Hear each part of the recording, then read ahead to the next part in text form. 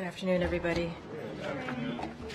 I just have a couple things at the top, and then we'll get going.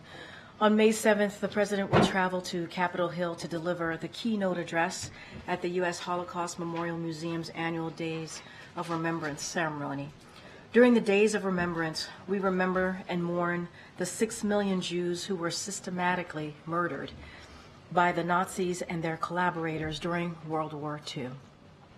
The President will also discuss our moral duty to combat the rising scourge of anti-Semitism and the Biden-Harris administration's work to implementing the first ever national strategy to counter anti-Semitism to make real the promise of never, never again.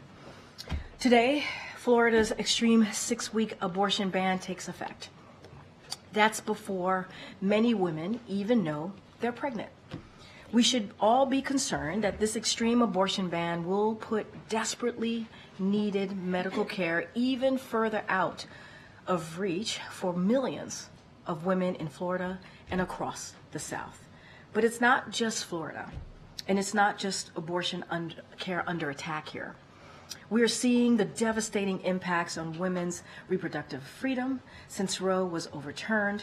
In states across the country, women's health and lives now hang in the balance. 21 states have abortion bans in effect. In nearly all of these states, doctors can be charged with a felony for simply doing their jobs. 1 in 3 women in America now live in states with extreme abortion bans. Over 380 bills restricting access to abortion care were introduced in states' houses just last year. At the federal level, congressional Republicans have proposed three national abortion bans. IVF is under attack. Contraception is under attack. And women and families are fearful that their deeply personal medical data could be used against them. All of this chaos and devastation was made possible by the former president, who worked very hard and got it done to overturn Roe v. Wade. President Biden and Vice President Harris stand with the vast majority of Americans who believe that the right to choose is fundamental and that health care decisions should be made by a woman with the help of her doctor, not politicians. They will continue to call on Congress to restore the protections of Roe v. Wade into federal law, the only way to ensure every woman can access the care she needs regardless of what state she lives in. The reason we started early, I know a lot of people were asking, is because I have a meeting with the president at about 1:30 or so, and so I'm going to try and get to everybody's questions, or as many questions as possible. With that, Zeke? I know, I said it and I was like, oh darn. There's Rosen. Oh darn, there's Rosen in the back. Two-Wit, Mr. Two-Wit in the back. Go ahead, Zeke. Turning overseas real quick. I understand Secretary Blinken's in the region right now, but has the president, has the White House gotten any indications for how Hamas might respond to this ceasefire proposal, and what is the level of concern within the administration that Hamas could respond in the negative? So our position remains, and we are going to be very consistent of what we've been saying, is that we believe that there should be a ceasefire as part of this hostage deal, and it should happen immediately. And there has not yet been a response from Hamas, as you know. We believe that all efforts need to be brought to bear to convince Hamas to accept the proposal immediately, and have made that clear to our partners in the region. As you just stated, Secretary Blinken is in the region meeting with our regional partners. He is going to be holding an on-the-record presser in the 1 o'clock hour, where he's going to be talking about the humanitarian aid that we've been able to get into Gaza for the people of Gaza, the all-important humanitarian aid. As you know, it's a dire situation there, so he'll speak to that. And Hamas should just not continue to get in the way of much-needed relief for the people of Gaza. They need to move forward and move forward with this deal. And this deal is also going to obviously create an opportunity to get more of that humanitarian aid.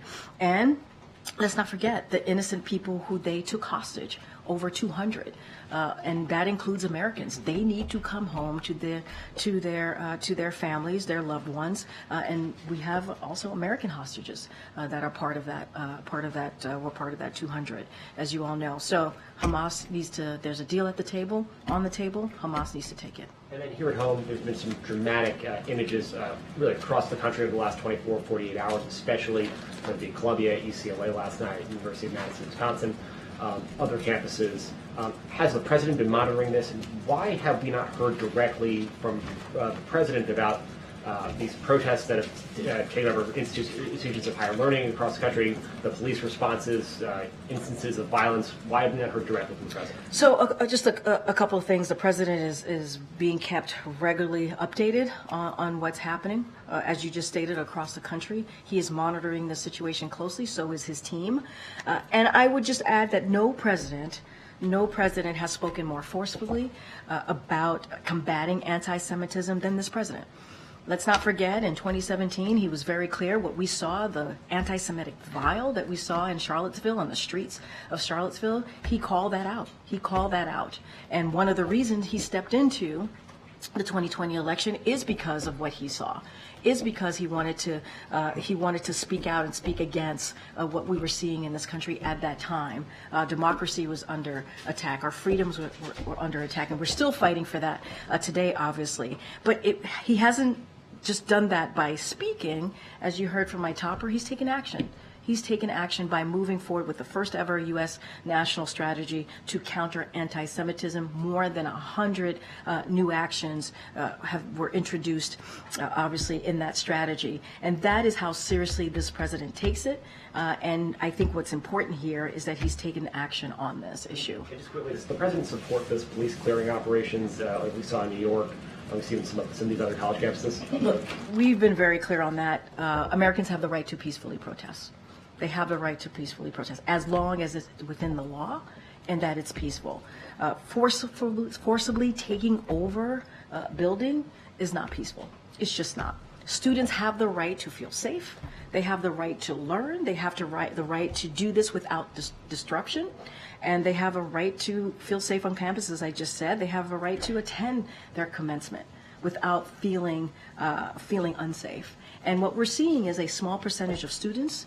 That's what we're seeing. They should not be able to disturb or disrupt the academic experience that students have. So, look, that's how we see things. It is important that students and communities feel safe here. And at the same time, we are going to be really forceful here and continue to underscore how anti-Semitism is hateful speech. It is wrong, it is abhorrent, and we're going to continue to call that out. Thanks, Karine. To follow on that, has anyone from the administration been in touch with administrators, leaders at Columbia or any of these universities that are seeing these protests? I don't have any calls to read out at this time. Obviously, we're closely monitoring the situation. We're getting regular updates, and I'm just gonna keep it there. I just don't have anything to share as far as calls or readouts. On another topic, has the White House received the recommendation from the DEA to reclassify marijuana from Schedule I drug to a Schedule III drug? Can you comment on and confirm that? So here's what I can say. I can say, as you know, last year, I believe in early fall, the president asked HHS and Department of Justice to look at reclassifying marijuana and to go through that process. That process continues. DOJ is looking into that. I just want to be really mindful there. They're moving with that process. Don't have anything more to say, and so we'll just leave it there. But you can't confirm that it's now at OND for the next phase I cannot. All I can tell you is I would refer to DOJ, and what the president directed HHS and Department of Justice to do is to look at the classification of marijuana. Let's not forget, this is something that the president talked about during his campaign, and he said no person, no American who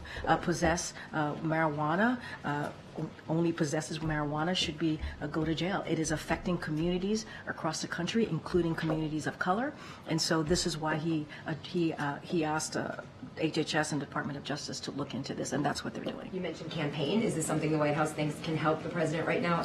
Well, I'm talking about the campaign. I know, I appreciate that, but I'm talking about the campaign and his campaign. This is a commitment, a promise that he made when he decided to run back in 2019. COVID-19, and he was very clear why it was important, he believed, to ask Department of Justice and HHS to review this. And that review continues, and so don't want to get ahead of what DOJ is, how they're moving forward. Okay, Ouija. As the administration considers bringing Palestinians here to the U.S. as refugees, do you know how many people that the U.S. hopes to relocate?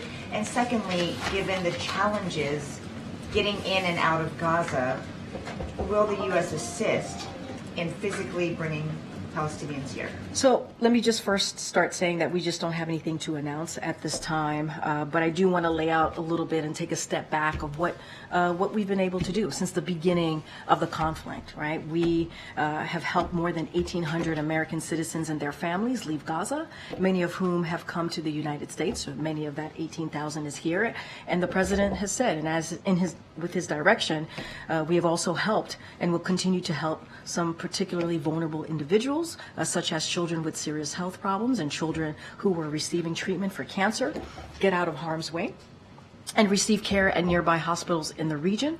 And let's not forget the President, this administration continues to be the largest contributor of humanitarian assistance. This is something that the Secretary is going to be talking about in this hour. The humanitarian assistance going into Gaza to address the conditions, the humanitarian conditions in Gaza. Obviously, as we know, they are very dire.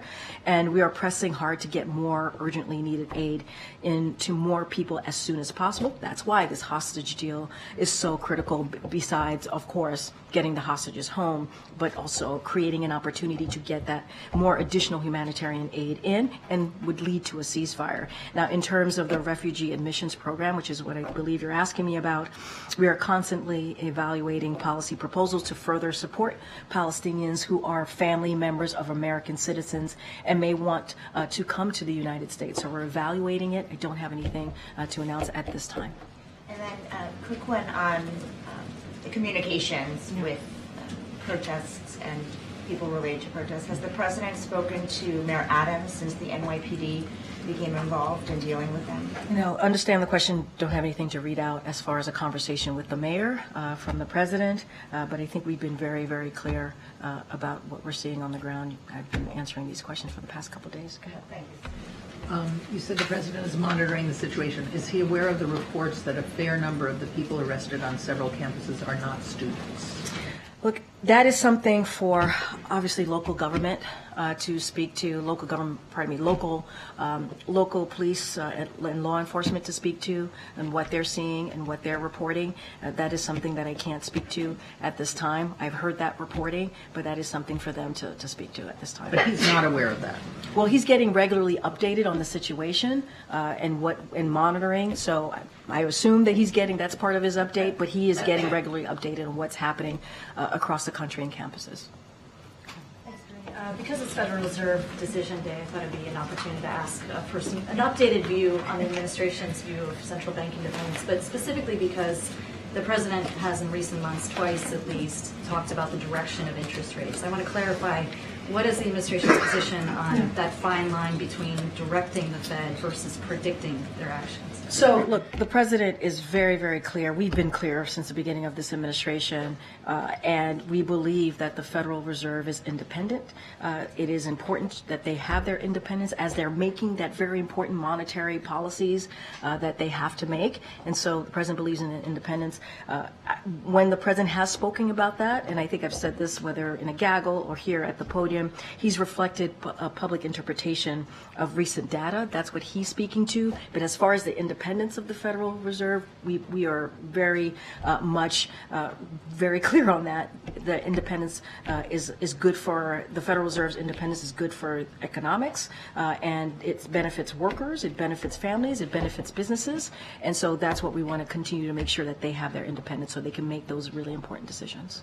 A quick one separately. I wanted to get the White House reaction to the news that Tesla has eliminated almost all of its supercharger units that was setting up the EV battery plants across the U.S. How do you think this impacts the goal of bringing 500,000 of those units to U.S. soil? Look, so when it comes to any type of private company decisions, obviously that's something that they have to make that the decision on. What I will say broadly is that we brought together public and private sectors to build a convenient and reliable national charging network that everyone can use. And so since the Biden-Harris administration, more than 40 EV charging infrastructure companies have announced new or expanded manufacturing facilities in the U.S. And so this is evolving and competitive market where multiple companies are playing leading roles here. It's not just one company, but so want to be really careful on a private company's personnel decision or any type of decision that they have to make on behalf of their business. But we have believed that we have brought together both sides, the public and private sector, to really speak to this and deal with this. Okay, Gabe. Thanks, Karine. I wanted to follow up on a previous question that was asked, and respectfully, you didn't quite answer it. The question was, why hasn't the president been more forceful in talking about the protests? You talked about how he's talked about anti-Semitism, but specifically on the protests, why hasn't the president been more forceful on that? And I hear the question, Gabe, but respectfully, the president has been no other president has spoken about anti-Semitism than this president. But that's not the question. It's the protest. And I'm answering it in the way that I believe is the best way to answer your question, which is the president has been very, very clear. He's been clear about this. He's taken action. He put forth a strategic plan to counter anti-Semitism, more than 100 new actions, and not just taking actions, but his actions that across the administration. This is a whole of government process, right? We have the Department of Homeland Security that's involved. We have the Department of Education that's involved. We want to make sure that we are dealing with this, not just words, not just speaking out, but taking action. And so, look, the president is going to continue to monitor this. Obviously, he's going to continue to get regularly updated on this. We have spoken from this administration. You've heard from the vice president. You've heard from the second gentleman. You've also heard from this president who's taken questions on this. And what we believe, and we're very clear on this, is that peacefully protesting within the law is something that every American should have the right to do. And we are also going to call out any type of anti-Semitism that we are hearing, that we are seeing, the hate. That's something that we have done, not just throughout this administration. This president has done that throughout his political career, and we're going to certainly continue to do that. And so, look, that's where we stand. I think that is a very forceful place to be when we say we have taken action. We have taken action here. You mentioned that the president is taking questions on this. Again, respectfully, he hasn't. He did take a question where he said he condemns those who don't understand what's going on with the Palestinians. I know you've been asked about that, but since you brought up Charlottesville, what do you say to those critics who say that he is trying to have it both ways, that he's essentially trying to talk about both anti-Semitism and what's going on with the Palestinians? I would say to those critics is no, he's not doing a both sides scenario here. When you think about Charlottesville, you think about the vile anti-Semitism that we heard on the streets of Charlottesville, right here in Virginia, right, not far from here. The president and many of us wanted to make sure that was called out. Somebody died. A young woman lost her life. And when the president saw that, it put him in a situation, or he believed it was the right thing to speak against that. He wrote an op-ed that was in the Atlantic because about that. He decided to run because of what he saw in Charlottesville. And that was just vile, nasty rhetoric. And you had, former president talk about both sides. There was no both sides here. None. Absolutely none. As it relates to the Palestinians, he was talking about a dire humanitarian situation that we're currently seeing. I just mentioned the Secretary Blinken is going to be talking about the humanitarian aid that we are trying to get into Gaza for the people of Gaza. We're trying to get this hostage deal done so that we can get hostages home and create an environment to get humanitarian aid that would lead, also the hostage deal would lead to a ceasefire. Those things are not the same. They are just not the same, fundamentally not the same. And it is in bad faith. It is in bad faith to say that. Go ahead, Ann. Okay. Actually, no, I had a similar question, but I believe you addressed it. I am also just curious, what are you meeting with POTUS about? Fair enough. Well, as you know, the president's going to go to North Carolina tomorrow, so that's going to be an important trip, and so we'll be discussing that. Okay. Go ahead. Yeah. Oh, great. Okay. These protests that have been going on college campuses, we're hearing that some of them are starting to wane a little bit, but they're not just a one-day protest. This has been going on for quite some time. Is there some concern within the Biden administration that this may be eroding public view, if the court of public opinion may be turning against what the president is standing for, and that maybe they're not hearing the anti-Semitism message? I mean, we have been very consistent from this administration about anti-Semitism, calling out hateful speech. Anti-Semitism is hateful speech, calling out hateful rhetoric, violent rhetoric. That is something, when it pops up, when we hear about it from this administration, we've been pretty consistent on calling that out. That should not be, we should not be seeing this on campuses, in communities. It should not be part of the political discourse. I think we've been very clear throughout this administration, before this administration, throughout this president's career. We have to call that out. I can't speak to polling. I can't speak to what is weighing in this poll. What I can speak to is what this president is going to continue to do, and what this administration is going to continue to do is call out this hateful speech, including anti-Semitism, again, which is hateful speech. It is abhorrent. We got to call it out. What's your current assessment of the risk to the U.S. Milk and meat supply from the bird flu epidemic in cattle? Yeah, so I know that the Department of Agriculture has been on top of this. I know that they are not seeing any concerns to milk or any of the cattle or the meat that we're consuming. Well, I don't consume meat, but some of you, all of you out there. And so obviously they are taking this very seriously. They're monitoring the situation.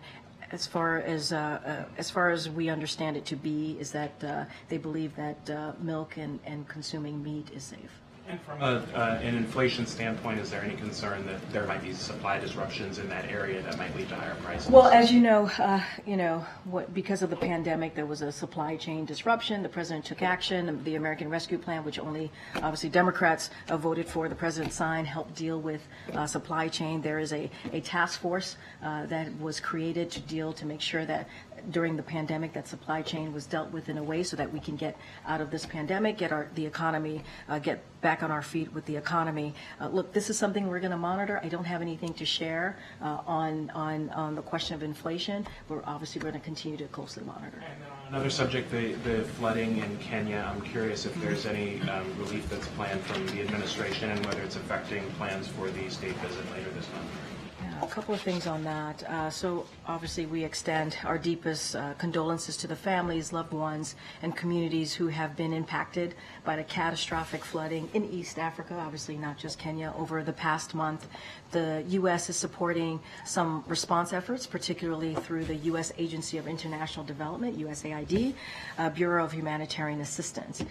For example, in Kenya, USAID has provided $600,000 to Kenya Red Cross Society, the government of Kenya's lead responder for emergency flood response.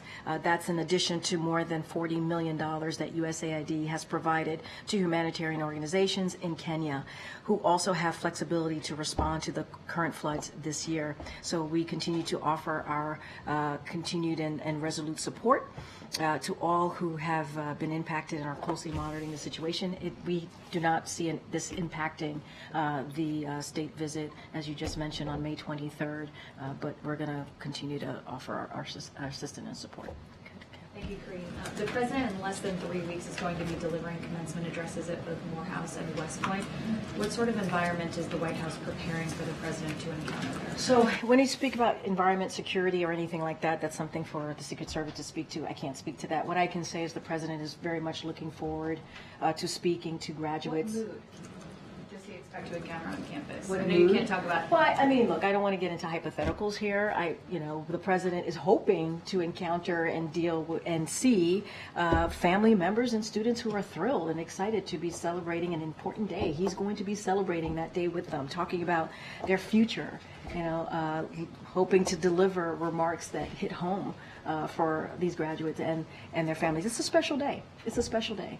And so he's looking forward to doing that. He did two commencement speeches last year, two before then, before 2023, obviously. And so this is something that he looks forward to doing.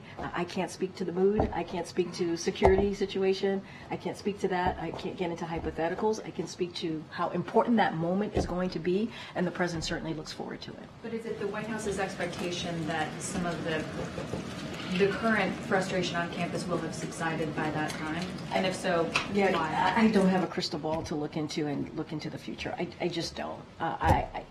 That is not something that I have the ability of doing.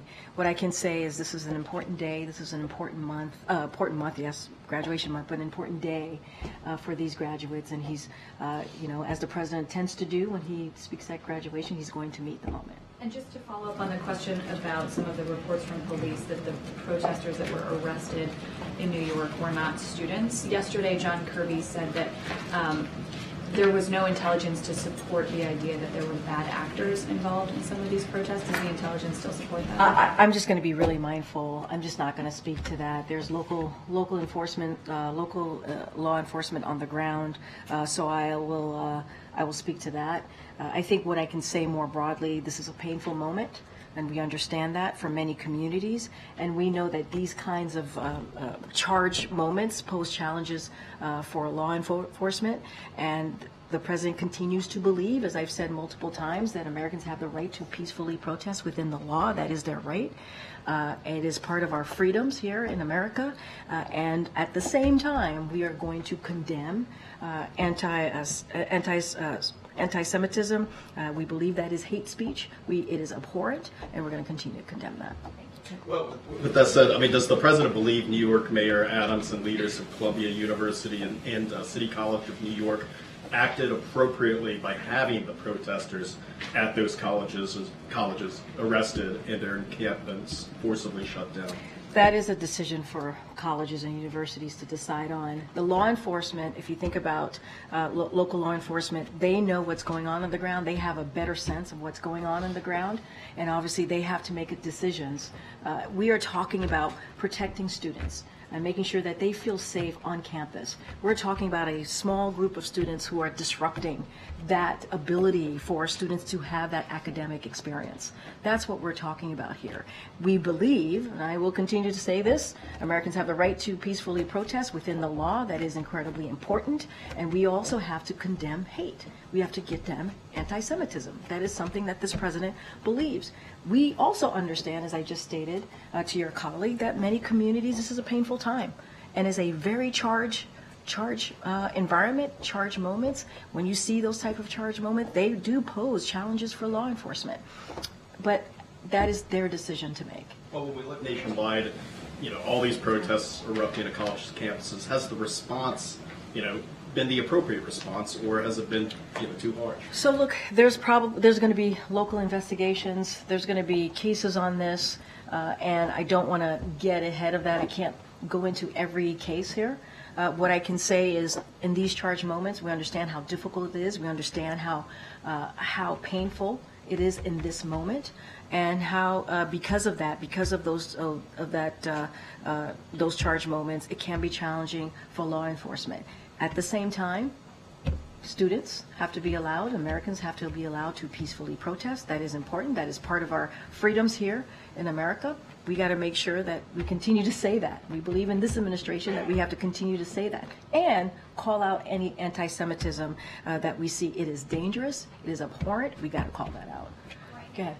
Thanks, Karine. On a different topic, would the president encourage Democrats to help protect Speaker Johnson from being ousted from his role if Marjorie Taylor Greene were to make good on her threat to move forward? We've been very clear when it comes to internal leadership discussions in Congress. We just do not get involved. That is for Democratic leadership to speak to. That's not something we get involved in. Thanks, Karine. I'm wondering if the White House has any response to the reports of violent clashes on UCLA's campus last night that there was a group of counter-protesters that tried to forcibly dismantle the pro-Palestine encampment and the clash that resulted afterwards. So look, what I can say more broadly, any form of violence we are going to denounce, we're going to call out. Violent rhetoric, any type of violence, we have to call out. That doesn't change anything. We're going to continue to do that. Okay. Yeah. On that trip to North Carolina, does the president plan to visit the victims of Charlotte's mass shooting? Don't have anything to share at this time. We'll have more later. Go ahead, John. Just to follow Fair. up, Fair up with that question. Yeah. Which one, North Carolina? North Carolina. Okay. Yeah, North Carolina. So already on the schedule is the visit to Wilmington, North Carolina. It's expected that the president will also travel to Charlotte as well. Has the president reached out to the families of those law enforcement individuals who were killed in that tragic incident? So here's what I will say.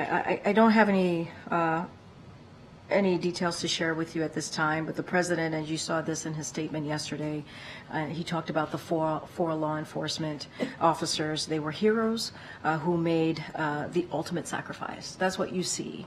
When they put on the uniform and the badge every day, they are putting their lives on the line, and they made the ultimate sacrifice. So obviously we pray for them, we pray for their families and others who were injured as a result of this senseless violence.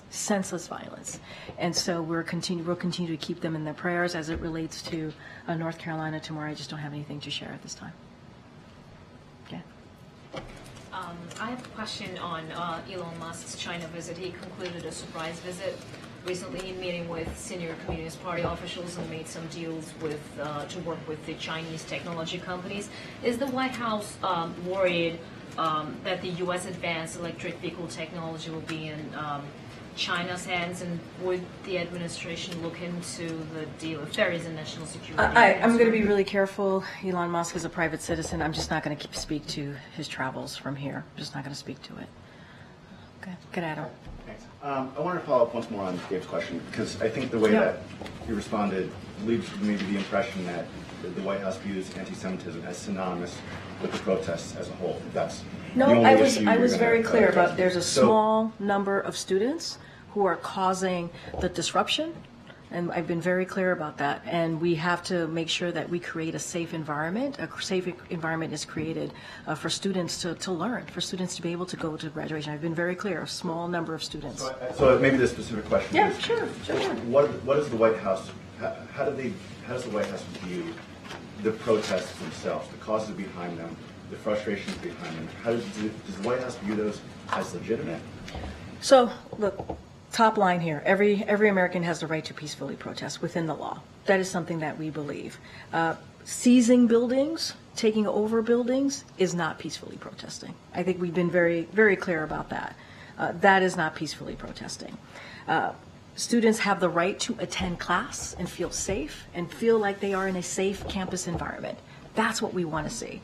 And I've also said over and over again, we believe that it is a small percentage of students who are causing this disruption. And they're causing a disruption that really takes away from students' academic experience. Might take away for some their commencement experience, which is supposed to be a really important day for many of these graduates. And so at the same time, we're going to continue to underscore that anti-Semitism should be called out. It is hate speech. And that should not be allowed, not on college campuses, not in communities, not in the political discourse. And so I've been very clear about that, and we're going to continue to do so. In terms of the causes that are driving these protests, the frustration with the war in Gaza, frustration with the U.S. support for Israel in this offensive, does the White House view the drivers of these protests as legitimate? We believe and understand that this is a painful moment for many communities. We get that. I mean, we say that over and over again. That's why the president and senior White House officials here have had multiple conversations with members of those communities to hear from them, to listen to them. And we also believe people have the right, Americans have the right to peacefully protest. That is part of what freedoms here in America, that's what it all means. It is important to be able to peacefully protest within the law. Hate speech should not be allowed. We should condemn that. That's what this administration has always been consistent about and clear about, and we're going to continue to do that. Go ahead. Thank you, Karine. Some of these encampments, they had matching tents. We're being told that there are professional outside agitators involved. We don't know if they're being paid to sow chaos by domestic folks or foreign entities. Does President Biden want his administration to find out who is funding some of these protests? What I can say, I cannot speak to the organizations that are being reported that's on the ground. That is not something for me to speak to. That is obviously something that local governments, local officials, I keep saying local government, local officials are going to speak to. They'll have better information on that. What we have said, and I don't think I've iterated that yet from here, is that the DOJ and FBI is going to continue to offer support to universities and colleges in respect to federal laws. So that is something that the DOJ and FBI is doing. As far as local organizations and what is all being reported on the ground, that is something that that local law enforcement certainly is looking into. And I understand that President Biden historically has spoken very forcefully about anti-Semitism. But this week he's not. He's MIA. Is he that worried about losing the youth vote with these protesters? I'm going to be mindful. You're talking about youth vote. You're talking about 2024. No. Young people. I have to say what I have to say, and just give me a second. So I'm not going to speak about somebody's doorbell. Is that a doorbell? Alarm. An alarm. Okay. All right. And I'll speak more broadly. I can't speak to youth and support and voters. That's not something I can do from here. The president has taken a lot of policy actions here that he knows that young people care about. And a lot of those actions are popular with those young folks, whether it's giving a little bit of breathing room with student debt relief. We made an announcement today, matter of fact, and we are going to continue to do that because we think it's important as families or as an American and you coming out of college and you want to build a family, buy a home, you have the opportunity to do that and not be crushed by student debt. The president understands how important it is to deal with that issue. Climate change. Something that young people really, truly care about. One of the crises that the president said he came into having to deal with was the climate change crisis. As the president has taken aggressive action to deal with climate crisis.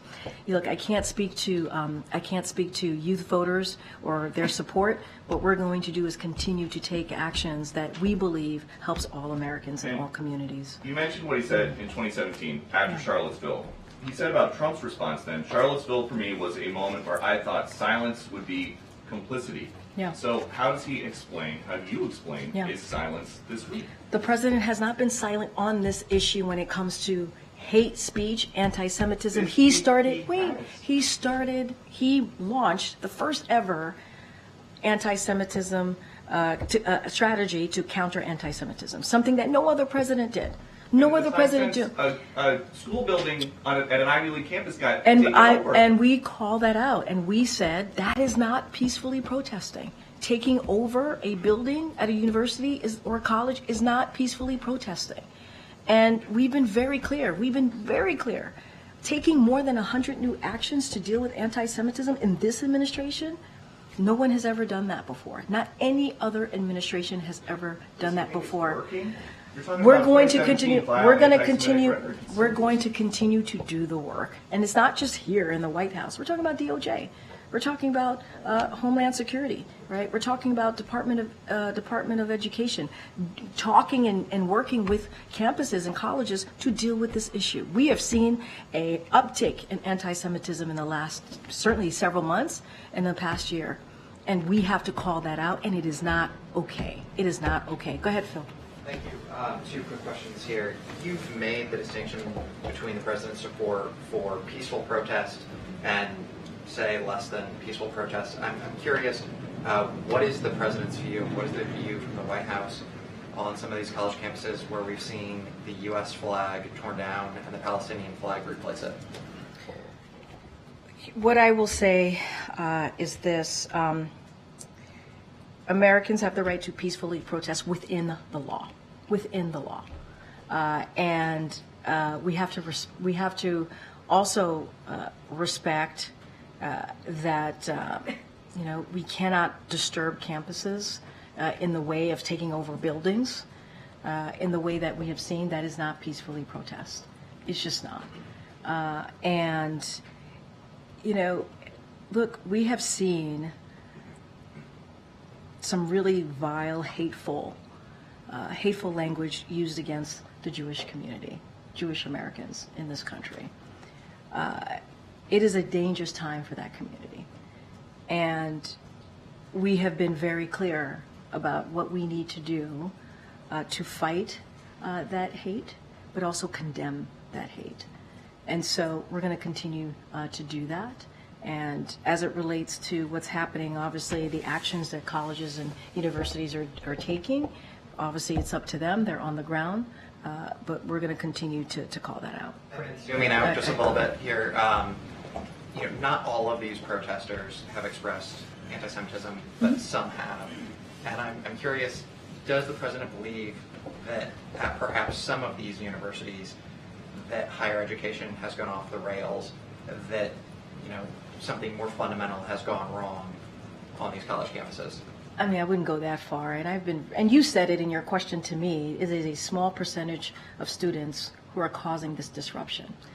And students should feel safe to go to school. They should feel safe to be able to have that all-important academic experience. They should be able to have their commencement and be able to have their families and loved ones show up for them on that important day.